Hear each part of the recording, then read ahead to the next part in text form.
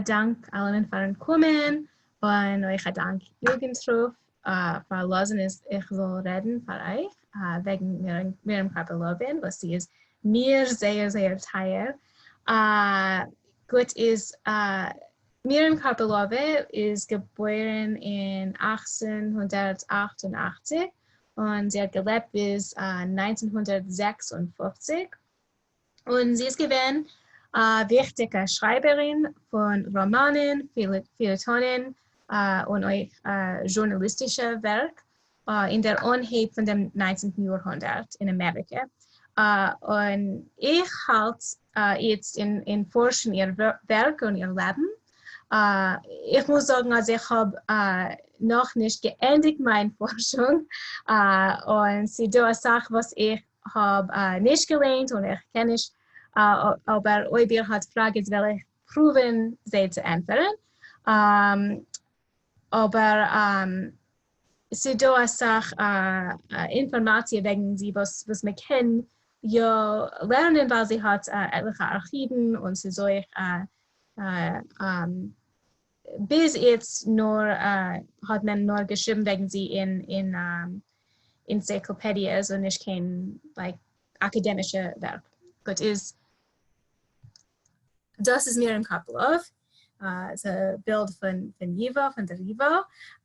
Und Miriam Karpilove ist geboren in Dobria Mysli, was der Kleinstadt Leben Minsk. Ihr Tate Eliyahu hat sich beschäftigt mit Waldmischel, mit Bäuerhäuser. Sie ist gewesen zwischen die Mittel von 10 Kindern und hat bekommen eine jüdische Erziehung.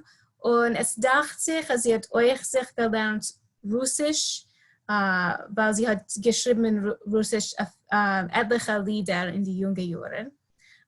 Sie hat gearbeitet als Məydel wie Retuschiererin, das heißt Retoucher von Fotografien.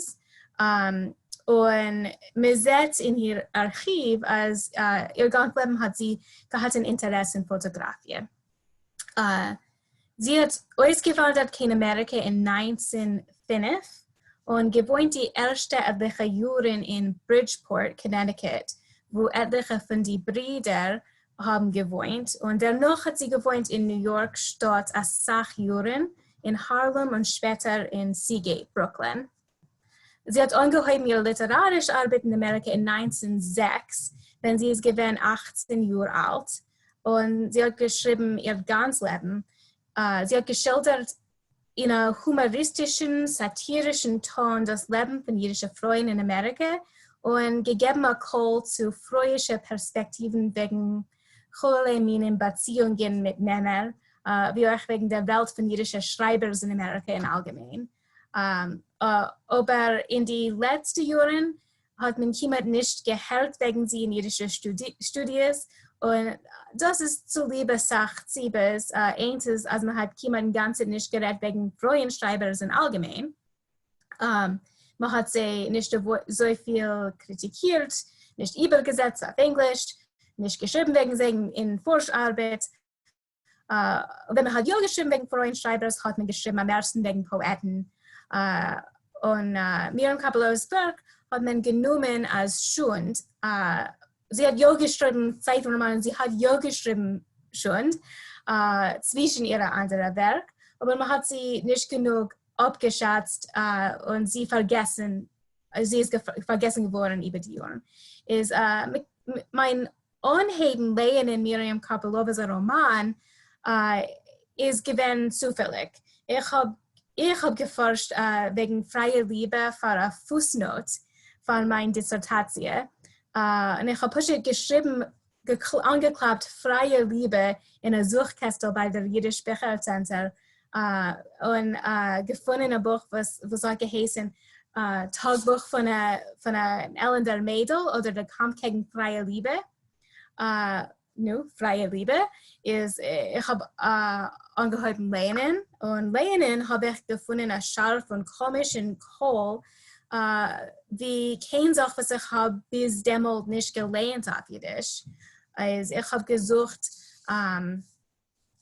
was man hat geschrieben wegen Karpilove und nur gefunden, sie in dem Lexikon von dem neuen jüdischer Literatur und euch in einem Artikel von Ellen Kelmanen in der Jewish Women's Archive Encyclopedia. Und ich habe verstanden, als wenn ich will sich lernen, was mehr wegen Miriam Karpilove, wollte ich gedarft allein forschen. Und wenn ich will, als mir wird lesen in ihrer Werk auf Englisch, wollte ich allein gedarft sie übersetzen. Und ist das, was ich habe angehoben zu tun. Ist, wenn weißt, wie soll und wo zu gucken, es ist da was zu lernen wegen Miriam Karpilove, weil sie hat gelebt relativ nicht lang zurück. Und ihre Sprache lebt noch und zu dem, was sie und ihre Sprache hat gestellt, ihre Papiere in Archiven. Ich habe geredet mit ihr Plimenik, David Karpilove, und gedenkt seine Mumme Miriam wie eine Bohemian und eine Feministke. Und sagte, sie hat ausgesetzt anders von die alle Menschen in ihrer Sprache und sich gehalten wie anders. Sie hat geredet scharf und mit Keuch wegen ihrer Meinungen. Und David Karpilove hat euch gesagt, Bilder von seinen Mumme und hat sie sich geteilt mit mir. Ist auch seinen etliche Bilder, was hat mich gegeben. Sehr, sehr schöne Bilder. Wir können sehen, dass sie es gewinnt. Sie hat euch sehr sich genommen, sehr ernst, aber euch ein bisschen spielt durch euch. Die nützlichste Quelle von Informationen wegen Miriam Karpilove ist ihre Archiven, was sie hat gelost. Und ich muss sich müde sein, also ich habe bis jetzt nur gelernt, Teil von den Sachen, was befinden sich in ihren Archiven. Es sind dort 2 Archiven von Miriam Karpiloves Papieren.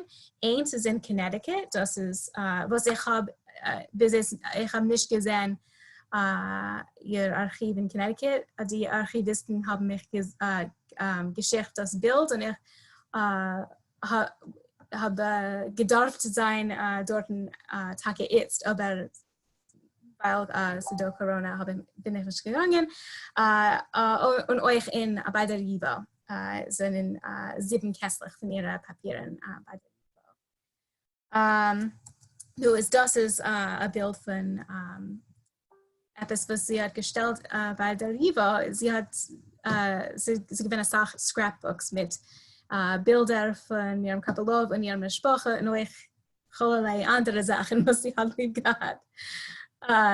Ist sehr komisch. Mit der Summe zurück, nachdem wie ich habe schon ibergesetzt, eine von Miriam Karpiloves Romanen, bin ich gefahren in New York zu seinem Archiv bei der Riva. Es seien da 7 Kästlich, wie ich habe gesagt. Es seien da Papieren, Abreskes von Zeitungen, Postkartlich, euch Därbcээлungen und Manuskripten von Werk, was sie hat keinmal nicht herausgegeben, das ist eine Handschrift. Und viele Übersetzungen auf Englisch von etlichen von ihren Romanen und Därbcээлungen, was sie hat keinmal nicht herausgegeben. Sie hat euch gestellt in 2 Scrapbooks, Clippings von ihrem Werk zusammen mit Bildern von sich. Das ist noch ein Bild von den Scrapbooks. Zusammen mit sie hat sie geschrieben 2 Copies von der Regime von den Sachen, was sie hat herausgegeben, zusammen mit den Daten und Namen von den Zeitungen. Viele, wenn ein Forscher hat nicht geforscht ihr Werk, kann man ja finden eine Bibliografie von den Sachen, was sie hat geschrieben. Und das hat gemacht, Räuschen auf mir, als sie hat sich abgeschätzt wie ein wichtiger Schreiber und hat gefühlt, als einer wird willen zurückzukommen zu ihrem Werk.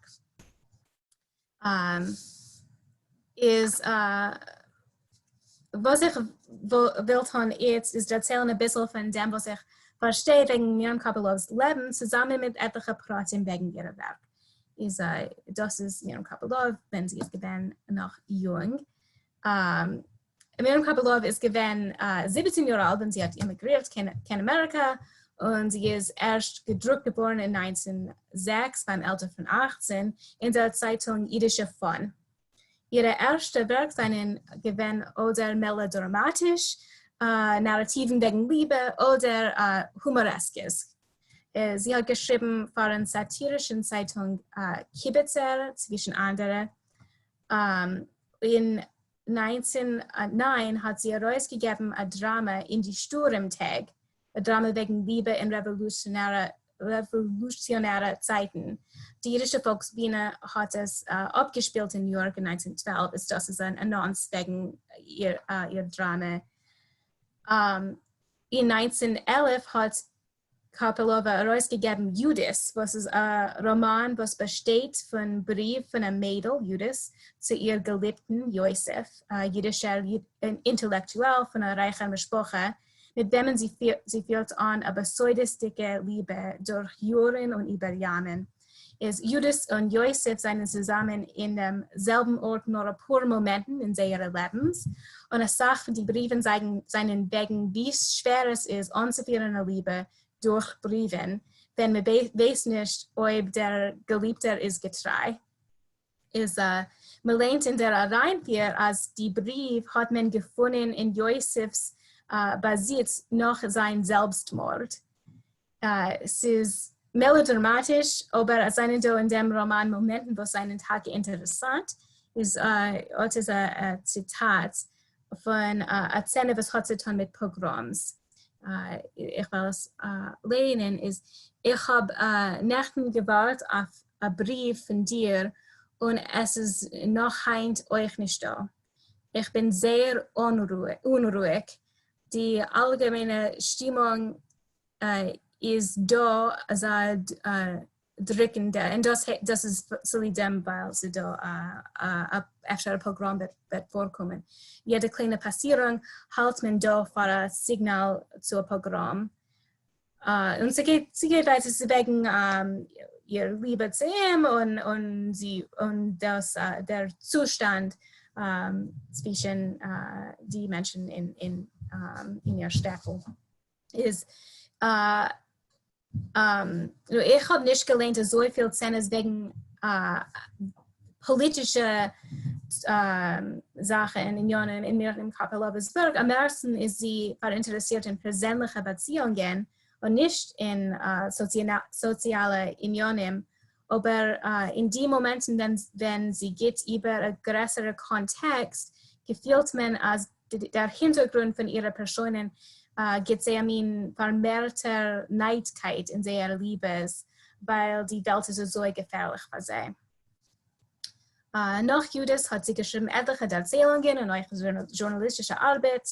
Zum Beispiel ein Artikel, was beschreibt die Menschen, die kommen in Ellis Island und eins wegen jüdischer Leoners in New Yorkische Bibliotheken. Das ist der Artikel wegen die Leoners in Library. In 1916 hat Karpilove geöffentlich ihre serialisierte Roman Tagebuch von einer Älteren Mädel in die Wahrheit. Geschrieben von der Perspektive von einer Mädel in einer Mischproche in New York. Es erzählt wegen etlicher Liebes, was sie führt an mit Männern, was halten von freier Liebe, von Beziehungen und Chassene haben.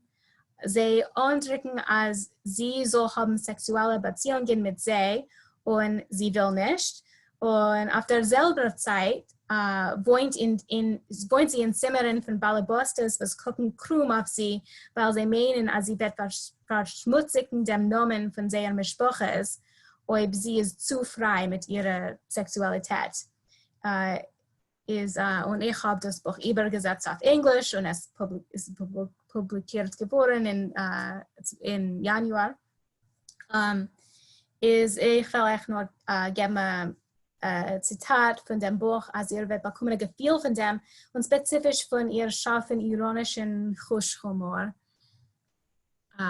Nur es ist das kommt von Samen mitten vom Buch. Es ist da ein Mannsspiel, heißt Gimel, sie geht sehen nur Aleph, Beis, Gimel, Dalet und so weiter.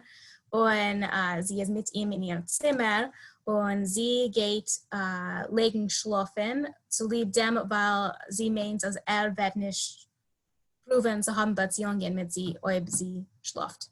Nu, sie ist in Bett und sagt, sie sagt, da sehen Sie, als ich halt zugemacht die Augen und entweder nicht auf seine Fragen, hat Gimel zu sich gesagt, sie schläft doch Tage und sich allein genommen äußern. Was rechnest zu tun, habe ich ihm angeguckt. Seine Rechnung ist gewesen ein Prosser.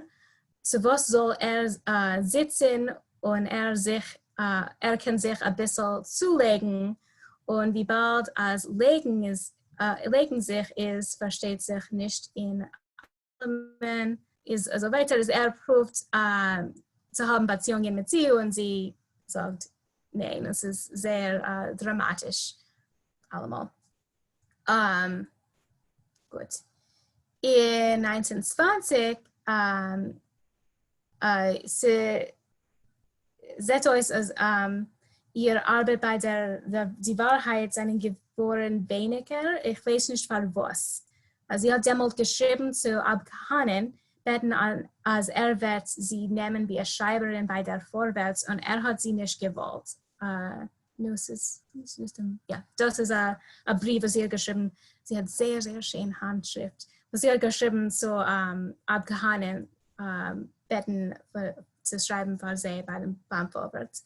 Anstatt eine ständige Stelle bei Einzeitung hat sie gemusst stücklichweise pitchen ihre Werk zu der jüdischen Presse und von 1921 bis 1925 hat sie herausgegeben sehr wenig.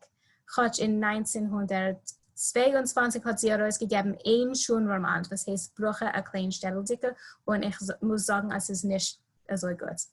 In 1925 ist sie raus von New York in Boston, wo sie schreibt, sie hat veröffentlicht 50 Editorials und 20 Skizzen für etwas eine Provinzzeitung, wo es dachte, sie hat nicht gehabt keine gute Überlebung.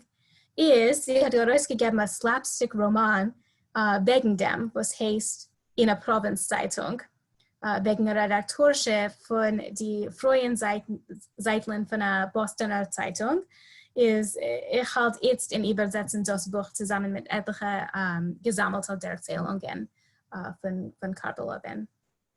Sie ist allemal gewesen ein starker Zionist und sehr tätig in Polition. Und wenn sie hat verlassen der Bostoner Zeitung, ist sie gefahren in Palästina in 1926, wo sie hat gewollt schreiben wegen ihrer Überlebungen wie Korrespondent von der New Yorker jüdischen Zeitungen. Und es dachte sich, als man hat sie gesagt, sie wollte gefunden ein Stück Arbeit bei der Tag, aber zum Sof haben sie nicht gedruckt ihre Werk.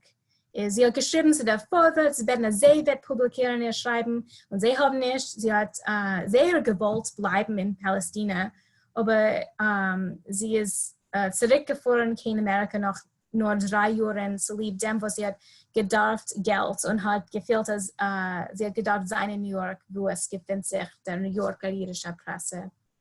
Das ist eine Szene, was sie hat genäht von Palästina.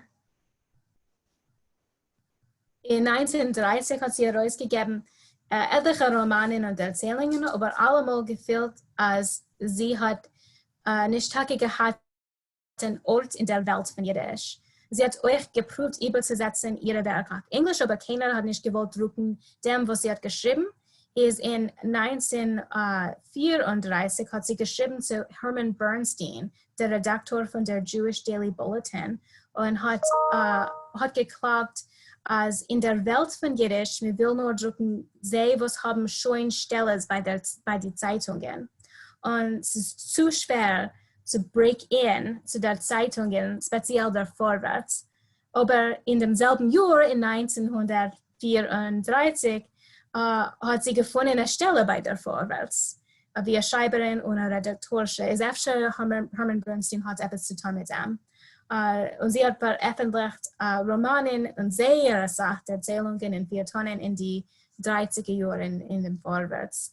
Eine Sache von sie seinen Gewinn von der Perspektive von älteren Frauen oder Ammones oder gegette Frauen oder nicht gassene gehatte Frauen. Es ist eine wichtige Perspektive. Nun, in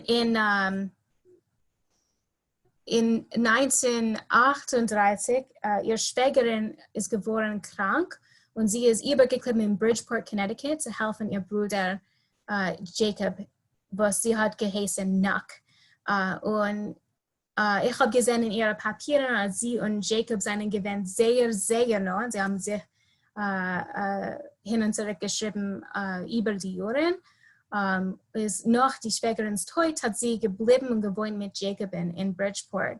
Viele, wenn sie hat sehr Feind gehabt, Bridgeport, was sie hat gehalten wie zu kleinstädteldick, sie hat sehr, sehr gebankt nach der bohemischen Welt von New York jüdische Kreisen. Ist auch dieser Brief, was sie hat geschrieben zu Bertha Klingen, wo sie sagt, als sie wünscht, dass sie wollte gekannt wohnen in New York und Anteil nehmen in Klings Salon.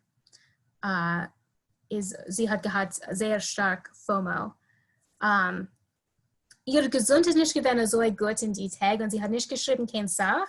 Die letzte Werk, was ich habe gefunden, ist eine Därzäylung von 1945, was sie hat keinmal nicht veröffentlicht. Es ist nur geschrieben in Handschrift. Bis ihr Tod in 1956 hat sie gehabt eine Korrespondenz mit Freunden in der Welt von Jiddisch, wie Rose Schomer Bachelis und Kalman Marmer. Sie hat gewollt herausgeben eine Band von geklippenen Därtzäylungen und viele geklippen die Därtzäylungen in ein Scrapbook mit der Namen Därtzäylungen von mein Buch, aber keinmal nicht herausgegeben. Es ist da eine Table of Contents und die alle Därtzäylungen in einer Reihe, aber sie hat es keinmal nicht herausgegeben. Jetzt halte ich in Setzen sie über. Sie hat euch gewollt schreiben eine Autobiografie, aber zum Schluss nicht gekannt. Ich fiel in einen Weg, als ich jetzt 2 oder 4 an auf der Arbeit in ihrem Namen, was sie hat gewollt. Man kann trachten wegen Karpiloves Leben wie die Erzählung von der Greichung. Sie hat genutzt, ihr Feder zu gewinnen Berühmtheit, gewinnen Leiner und viel zu machen ein paar Nutzer in einem Feld, wo Frauen haben selten gekannt haben die Gelegenheiten. Aber man kann euch sehen in ihr Leben, wie schwer es ist gewesen in ihre Erzählungen wegen Frauen und Schreiberins, beschreibt sie Ober und Iber, wie man hat Frauen nicht gegeben, kein Covid wie Schreibers. Meistens kann man lernen von der Beispiel von Karpilove, als Frauen haben ja geschrieben Literatur auf Jiddisch, eine Sachliteratur auf Jiddisch, und ob man lernt sie nicht, das hat mehr zu tun mit die Verurteilen von den Männern, Kritiker und Redaktoren von Amol und nicht von der Qualität oder Zoll von der Schreiben. Jetzt dürfen wir suchen, als Keulen, und lernen sie, und viele, wenn sie seien nicht in kein Bücher, und man darf suchen in alte Zeitungen, was wird noch geringer und geringer durch die Gelegenheit von Internet zu tun. Das ist nicht nur zu lieb Frauen allein, aber zu haben ein mehr vollsames Bild von was es gewesen und was ist der jiddische Literatur in allgemein. Das ist, was ich habe euch zugegräht, aber euch hat Fragen oder will reden wegen dem, ich bin great.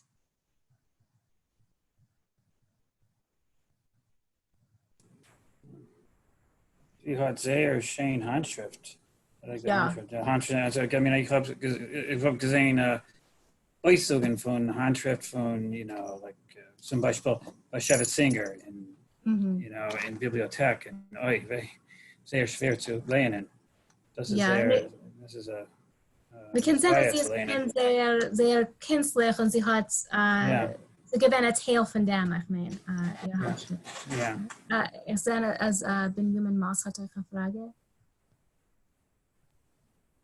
Herzlichen Dank. Ich denke, als wir haben geschmust wegen deiner Arbeit mit der Jo zurück, bis mehr am Rand von Endiken. Und jetzt bin ich, ich bin sehr anstig zu lernen.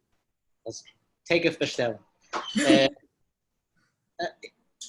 von einer Seite ist ihr meiste eine eigenartig und von der anderen Seite, also wie du hast allein gesagt, kann man rechnen so viel von der solchen meistens Schreiberinnen von jener Zeit, was haben ja gemacht Karriere, nicht gemacht Karriere, ein bisschen bestimmt von der Seite, ja gefunden als Loch in gewissen Momenten. Und ist eine Frage, sie gehabt, sozusagen ein korporative Bewusstsein. Das heißt, sie hat sie getragen, nicht wegen sich wie ein Typ zwischen anderen Frauenschreiber. Was haben gehabt, weniger als Loch eigentlich wahrscheinlich Karriere. Und andere, was haben gehabt, anders mehr oder Holocaust gefragt, mehr Anerkennung. Ja, ich bin nicht sicher. Sie hat ja gehabt Freund, wo sie hat hin und zurück geschrieben mit sie und eins ist gewesen Rose Schäumer Bachelors und sie haben geschrieben ja wegen der Zustand von jüdischen Schreiberinnen allgemein und euch mit Bertha Klingen, wo sie hat gesagt, dass sie da man darf haben am Moment, man darf boyen etwas für sie, für Frauen Schreiberinnen. Aber mein Gefühl von sie hat gedacht, als Sache wegen sich allein und sie hat es ist gewesen sehr persönlich und sie hat gehabt euch grudges mit anderen. Ich meine, sie und Jente Serdatsky seien nicht gewesen gute Freund und man kann Gefühl in dem Archiv, was sie haben geguckt, krumm auf die andere ist ein bisschen ja und ein bisschen nein.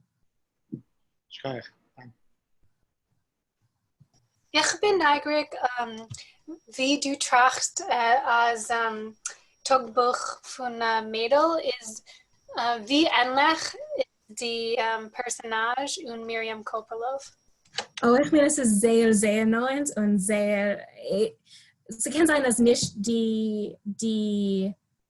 jede Meise ist Tage vorgekommen, aber ich meine, aus dem Ton ist Tage Miriams Ton und sie hat euch geschrieben journalistische Reportage, was einen in demselben Ton ist. Ich meine, es ist Tage ihr Call, aber nicht ihre Überlebungen. Und sie hat, es ist sehr interessant, als sie tracht als, wie sagt man, Birth Control auf Jiddisch? Geburtskontrolle hat sie gesagt. Ja, als Geburtskontrolle ist schlecht für Frauen und antifeministische. Und hat sie gehabt Łערસps, was wie Feministen und Bohemians, was haben getracht wie sie? Ich habe nicht gefunden, keine andere Sache, sie hat geschrieben wegen Geburtskontrolle, auch dem, was sie hat geschrieben in dem Tagebuch. Aber falls sie was haben nicht gelernt, sie da eine Szene, wo sie redet mit Männern wegen Geburtskontrolle und ihr Gimmel, der Mann, mit dem sie viel an Liebe sagt, dass man darf haben Geburtskontrolle, so wie dem, was wir kennen alle, haben Beziehungen und haben nicht keine Sorgen wegen dem. Und sie sagt, als der Gelegenheit, also wir können öfter haben Kinder, das geht Koyach zu der Frau. Und wenn man nimmt es weg, das ist nicht gut für eine Frau, was will nicht haben Beziehungen. Sie für die Frauen ein Problem ist, wenn man nimmt es weg, der einzige Koyach, was sie haben, was ist als mit geborenen Kind, darf man ja Hasen haben mit dem Frau. Es ist interessant. Und ich bin nicht sicher, ob das ist ja gewesen viele ihre Meinung oder der Persons Meinung oder so hat spezifisch zu tun mit dem Zustand, wenn sie redet mit Gimmel und macht ein Argument für haben Beziehungen durch Geburtskontrolle. Aber ja, es ist für uns jetzt gefällt es sehr modern.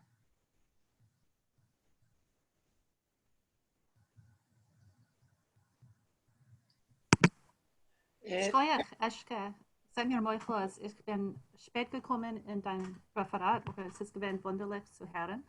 Und ich weiß, als du hast Spezialinteresse in pädagogische Sachen und ich bin neugierig zu wissen, wie soll, hast du oder willst du nutzen, ihre Schreibungen oder ihre Handschrift zu machen, Genehmigungen für deine Studenten? Danke. Das ist eine interessante Frage. Ich habe gemacht Teaching Guide bei der Teach Great Jewish Books Webseite und das gibt nur ein bisschen mehr Kontext wegen ihr Leben und wegen die Unionen, was befindet sich in oder Frage ist, was befindet sich in ihr Buch. Aber das ist nur wegen dem Tagebuch. Ihr Handschrift habe ich ja genutzt in Klassen, so wie dem, was ist so klar und euch, weil nu es setzt euch zu mir sehr feministisch, nicht feministisch, aber sehr freudig, also es ist künstlich und artistisch und es ist ein bisschen anders von die anderen Handschriften, was ich habe sich wenn ich habe studiert Jiddisch in der Universität, hat man gegeben Handschrift, was hat ausgesehen sehr anders. Es ist gut zu haben Exemplaren. Aber was ich habe gehört von etlichen Professoren, was haben genutzt das Buch mit Studenten, ist, als es ist sehr nah zu sehr Lebens, weil es ist wegen der Freude, was wohnt allein an Mischproche und was sie seien da als auch Männer, was wollen, haben Beziehungen mit ihr und sie fühlt sehr wie Leben in der Universität. Und es ist echt gut zu haben, als ein Buch mit was man kann lernen, als Jiddisch ist nicht so weit und nicht in einer anderen Welt, in einer anderen Zeit. Es hat euch etwas zu tun mit dem Leben von den Studenten allein.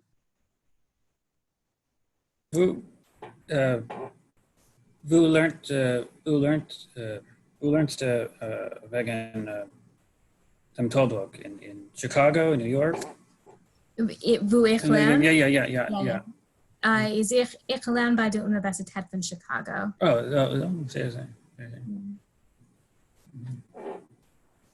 Okay, Sanders. Oren hat eine Frage. Chicago. Wie warst du in Chicago? Ich habe mal gewohnt dort. Ich wohne Tage in Oak Park, ist nicht in Chicago, aber lebe in Chicago. Kannst du reden ein bisschen wegen Israel? Mir weißt ein bisschen, was dort getan dort und wie hat sie gewohnt? Ja, ich meine, sie hat gewohnt in Tel Aviv, aber ich bin nicht sicher.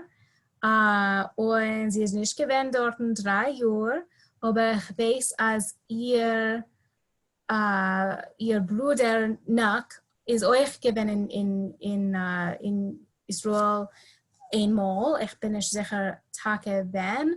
Und die beiden haben verloren sehr Geld noch sehr teuer zu Israel und nicht zur Mischproche. Sie sind gewesen sehr verbrannte Zionisten und sehr ganzen Leben haben sie beteiligt in Polition. Sie ist gewesen der Sekretarchef von Bridgeport Polition in 1905, was ist Tage die Jahr, wenn sie hat emigriert.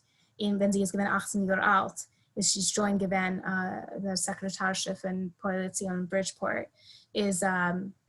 Und in Judas, wenn in der Szene wegen Pogromen, sieht man als die Polition-Gruppe in der Szene, in der Städte, was sie beschreibt, bauen Self-Defense-Ligas gegen Pogromen, ist ich bin nicht sicher, ob sie es ja gewähnt Teil von Polizien in Minsk, aber ich meine als Stimme ja. So, weiß man nicht, sie so sich verbinden mit israelischen Poeten und Schreibers dort, בכל הפחות יידיש, ואז היא gewohnt in Tel Aviv, מסתם hat sie gekannt, die so gewohnt dort. Ja, Stimme ja, aber wir haben es also da Sache, was ich habe noch nicht gelernt, aber ich habe nicht gefunden, was Gruppe sie hat beteiligt in die Zeit. Sie gewinnen gute Zeiten in Israel. Ich habe Freundinnen, wo sie ist jetzt geworden, was nicht glauben, hindert in 6 Jahren alt. Sie lebt noch. Und sie gedenkt Sachen von, sie ist gewesen eine sehr große Tänzerin, Naomi lief Halperin. Und sie ist gegangen auch zu Israel in der Jahren, und sie hat gespielt in der ersten Theater von Israel, die Tänzerin, und sie haben auch gelost, ihr zu spielen ein bisschen, wie eine Akteurin. Es ist sehr wunderlich zu hören, ihre Meisterlach von Tel Aviv. Und viele sie ist, also wie Miriam, viele sie ist gekommen zurück, so gedacht kommen zurück. Du sie gewähnt ihre beste Zeit im Leben, und sie hat allemal sehr lieb zu reden wegen dem und gedenken durch. So, vor dem ich bin gewähnt ein bisschen neugierig, weil sie ist gewähnt in derselben Tkufa dort. Ja. Wir weiß nicht von dem. Nee, ob ich sehe den Namen, welcher du kannst schicken dein Blitzbriefadress, ist wenn ich, ob ich sehe als ein Namen in dem Archiv, kann ich sagen. Du bist Jessica קירזײן, ich lese das gut? Ja, ja.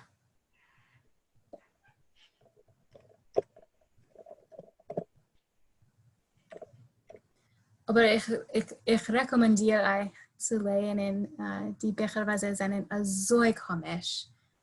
Und speziell in die Texte gut zu haben, etwas, was ist ein bisschen leichter zu lesen.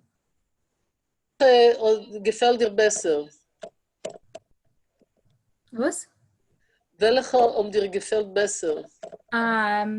Mein beliebster ist Provinzzeitung. Es ist kurz und sehr scharf und es macht Spaß von die Redaktoren und Schreibers von jüdischen Zeitungen damals. Und das kann man treffen in der jüdischen Buchcenter, meinst du? Ja, ja.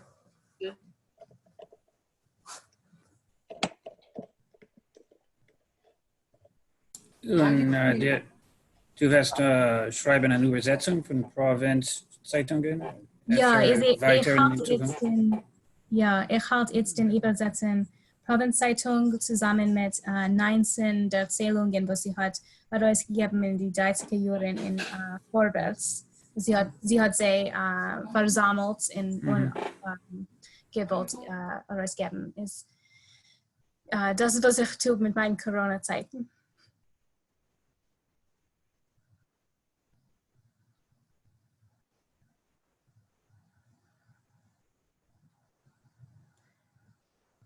Und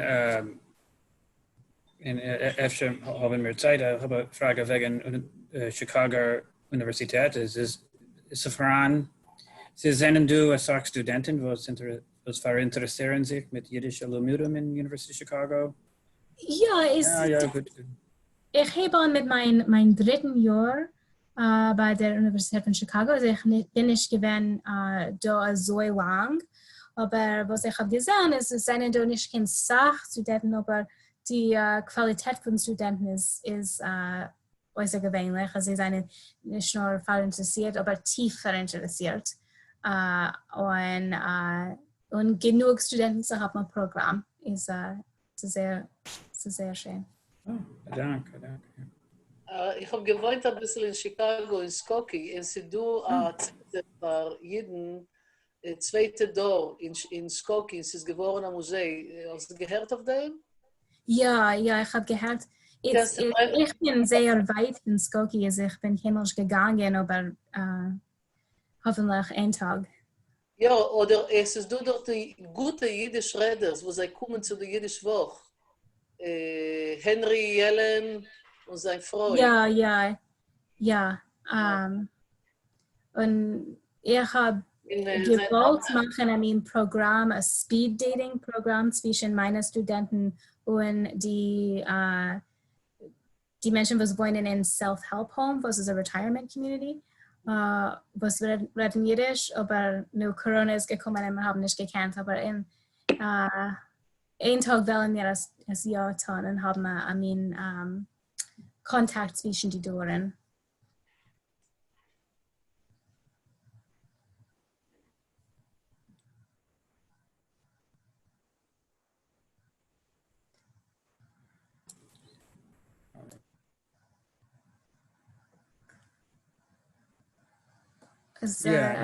Ja, ich habe euch gewohnt in Chicago. Ja, das Museum in Skokie ist sehr praktisch, sehr schön. Holocaust-Museum. Wie ist das gewesen in Chicago? Well, Heinz zu Tag bin ich in Texas, aber ich habe gewohnt in Morton Grove, you know, Lebensskokie. Gut zu der Mannen noch. Ich habe eine Scheile wegen der Geburt, das ist der IUD, der Pregnancy Prevention, ich habe vergessen, wie es ist. Ja, Provinzzeitung, ja. Was? Es heißt a Provinzzeitung. Nein, die Sache verfreuen. Die Kinderkontrolle, Geburtskontrolle. Geburtskontrolle, ja. Geburtskontrolle, das habe ich vergessen. Okay, so ich kläre wegen, wir wissen, dass die Geburtskontrolle, es ist ein Konflikt in dem. Männer will gehen ungornisch, in Versei ist geringer als die Frau hat eine Geburtskontrolle, aber wir wissen euch, als das kann sein, als Sakune zu ihrem Leben, weil verschiedene Sachen können passieren für ihr, euch nicht um mehr Kinder. Und es ist interessant, aber man sieht etwas durch den Prozess, das redet man in den 1920. Ich meine, das gesagt, wo sie reden, als Scheiches zu der historische medikalische Information oder nicht im Ganzen? Also wie sie reden zwischen sich, das kann man lernen, wegen die Sachen auch verstanden, wo es geht und wo es nicht so geht in dem. Ja, sie haben nicht direkt geredet wegen die Mitteln, wie so immer kann machen, Geburtskontrolle. So in dem Tagebuch sie dort Szene, wo sie gehen sehen einen Film, was ist auf Englisch, was heißt, wo seien meine Kinder, oder auf Englisch, where are my children, was ist ein Geburtskontroll-Film von Hollywood in die Tag. Sie, die Personen, gehen sehen dem Film und danach dem reden wegen dem Begriff von Geburtskontrolle, aber nicht die Protein von Mitteln. Es ist nicht so wissenschaftlich oder medikalisch, sondern nur mehr idealisch. Kann man meinen, dass es da sie nicht gewollt hassen haben, dass sie gewähnt ihr Beschluss oder dass das so passiert bei ihr? Bin ich sicher, ich meine, sie hat nicht gewollt, aber ich kann nicht sagen, sicher. Ist was ich habe gefunden, ist, sie hat nicht gehabt so gute Gefühle wegen Männer in allgemein und einfach nicht gewollt. Und nur ich kann nicht sagen, ob sicher, und ich bin nicht, ich habe viele sehr wenig Evidenz, aber ich meine, als einfach sie ist eine Lesbianke. So lieb dem, was sie hat geschrieben, da und dort etliche Synonym als Afsha, das kann sein. Sie hat gehabt Liebhabers, like Männer, oder nicht? Ich bin nicht sicher. Ich habe nicht gefunden, kein Briefen zwischen sie und Männern, aber ihr Pleminik hat gesagt, dass sie hat angeführt Liebes, aber es kann sein, als es nur gewesen, als sie ein Teil von bohemische Lebenssteiger und nicht, dass sie hat Tage Liebhabers. Ihre Mischproche hat Gehalt von ihr. Wie weißt? Ich meine, sie ist sehr, sehr nah zu Jacobin, zu einer von die Brüder. Und Leute, ihr Plimenik hat die Mischproche gemeint, dass sie sehr modern und aber sie haben sie lieb gehabt wie like a Meshuggene Mumme oder etwas. Ist gesagt, als sein der Plimenik redet nicht kein Jiddisch und lernt nicht kein Jiddisch, aber einmal hat geprüft zu lernen in etwas, was sie hat geschrieben und sein Tate hat gesagt, dass tarnischt. Ist öfter, dass euch geht es Simen, als sie es gibt ein bisschen a black sheep. In einer fremden Mischproche? Nein. Nein, interessant. Ich habe gemeint, es ist Tumme, wo sie schreibt, oder... Ihr seht sich heute das nicht. Interessant. Ja.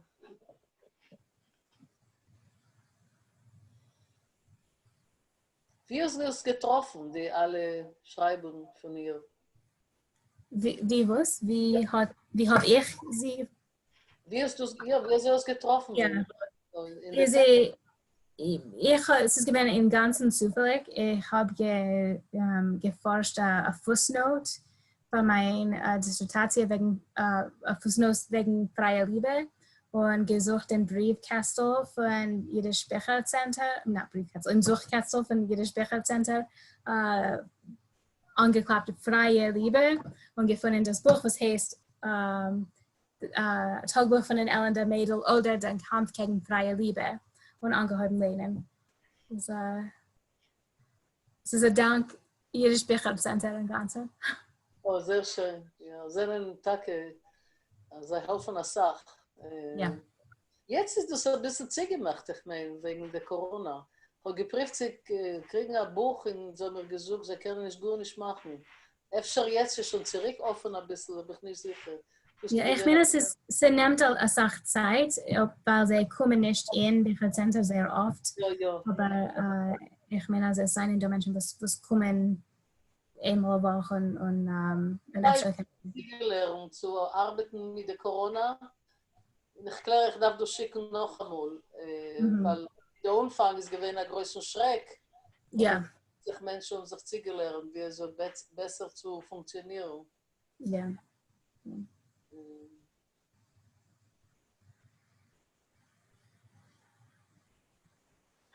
Sehr schön. Hat eine Frage wegen Miriam Karpilove hat geschrieben ein bisschen wegen freier Liebe in sein in ihr Werk. Hat sie übergeschrieben mit Alexandra Kollontai, was ist ein Advokat, sie hat geschrieben wegen freier Liebe in Russland in dieselbe Jahr in der Zeit von ihr Leben. Sie hat gewohnt in der ersten Hälfte von der 19. Jahrhundert in Russland und sie halt von freier Liebe in Russland. Wir sehen in dem Buch, als Miriam Karpilove ist gewesen, sie hat gelernt eine Sache und eine Sache von, ich bin nicht sicher wegen der Mensch spezifisch, aber Emma Goldman hat sie auch gelernt, sie hat euch gehalten von freier Liebe. Und ich meine, also ein bisschen, sie macht Spaß von die, was haben gefolgt, Anarchism oder freie Liebe oder Emma Goldman, was haben sie gefolgt nur zu dem, was sie haben gewollt haben beziehen und nicht Leute keine Ideologie oder politischen Idealen. Es ist nur gewesen, weil sie haben gewollt haben beziehen. Sie macht Spaß von dem. Dank, ja, ik nur gedenkt Alexander Kotenpai, weil ich bin gewesen mit das Johannsrika, ein Student von russischer Geschichte. Ich habe gelernt wegen ihr auf Russisch mit das Johannsrika. Gut, es ist schon Zeit und wir sollen aufendigen.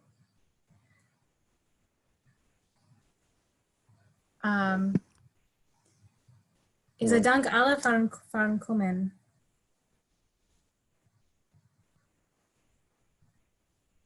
Dank euch.